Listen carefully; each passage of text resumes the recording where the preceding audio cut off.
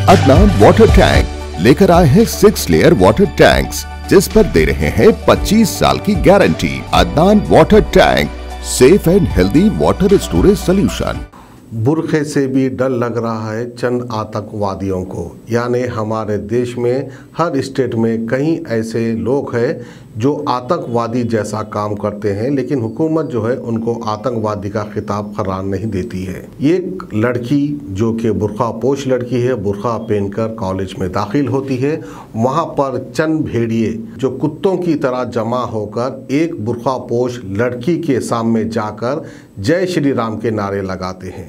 आपका धर्म है, हम भी उसकी अदब करते हैं, लेकिन इसका मतलब ये तो नहीं कि आप किसी बुरखा पोश लड़की के सामने जाकर जुल्म सितम करें और जय श्री राम के नारे लगाएं। क्योंकि नाज़रीन, आज से चंद दिन पहले जो है एक बहुत बड़ा इश्यू उठ गया था हमारे देश में, क्योंकि कर्नाटक के एक गवर्नमेंट कॉलेज में जो है लड़कियों को बुरखा पहनकर कॉलेज में आने से मना किया गया था।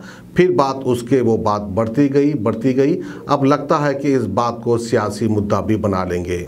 ये चंद मुनाफिकीन, ये चंद गद्दार, हमारे देश के गद्दार एक बुरखा पोश खातून को जो है रोक कर उसके सामने जय श्री राम के नारे लगाने की कोशिश कर रहे हैं। ये वही जय श्री राम के नारे लगा रहे हैं जिसके लिए वो राम ने जो है रावण से लड़ा था, क्योंकि सीता मैया की बेदबी करने लगा था। सीता मैया को उठाकर ले गया था रावण। एक औरत की इज्जत बचाने के लिए राम भगवान ने जो है शैतान रावण का खात्मा किया था।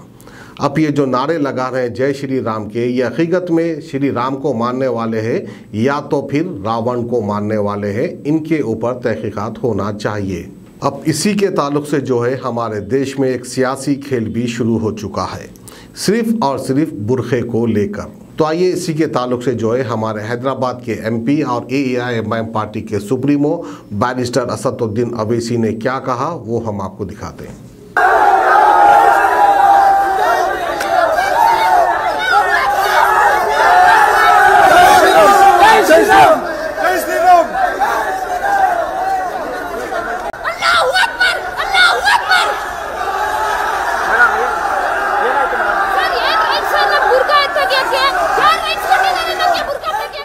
हमारे मुल्क में खास तौर से कर्नाटका में जो हमारी बहनें हिजाब की लड़ाई लड़ रहे हैं, हम उम्मीद करते हैं कि अल्लाह सुब्हानहू तआला उनको उसमें कामयाब और कामरान कर देगा।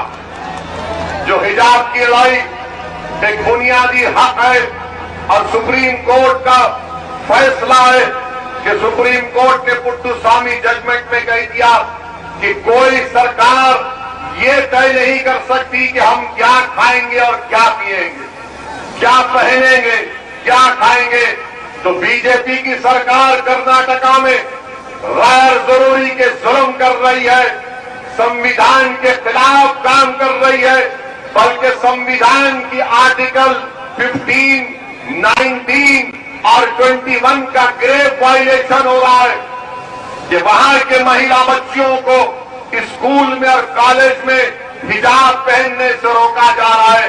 मैं बीजेपी के इस फैसले की मजम्मत करता हूं, कंडम करता हूं, जो एक सुप्रीम कोर्ट का फैसला नहीं बल्कि पुट्टुस्वामी जजमेंट के खिलाफ है, जो सुप्रीम कोर्ट का नलसा जजमेंट है उसके खिलाफ है, कॉमन कॉज जजमेंट के खिलाफ है। मेरे अजीज दोस्तों और बुजुर्गों, आज हमने वो वीडियो भी देखा कि हमारी एक बहादुर बेटी कर्नाटका में मोटरसाइकिल पर हिजाब पहनकर आती है और मोटरसाइकिल को अपने कॉलेज में रखती है, तो जैसा ही उसके करीब ये तमाम लोग आकर उसको डराने के लिए नारे मारते हैं। एक 25-30 का नौजवानों का हुजूम इस नकाब बुर्का पहनी हुई बच्ची को डराने के लिए दौड़ता है। मैं सलाम करता हूं हमारी उस बेटी की बहादुरी को, मैं सलाम करता हूं उस बच्ची के माँ बाप को जिसने उस बच्ची को इतना बहादुर बनाया। ये आसान काम नहीं था। उस बच्ची ने उन नौजवानों की तरफ देखकर पुकार कर कहा, अल्लाहु अकबर, अल्लाहु अकबर, अल्लाहु अकबर। ये मिजाज पैदा करना है। अगर तुम आज झुक जाओगे तो हमेशा के लिए झुक जाओगे, याद रखो मेरी बात को।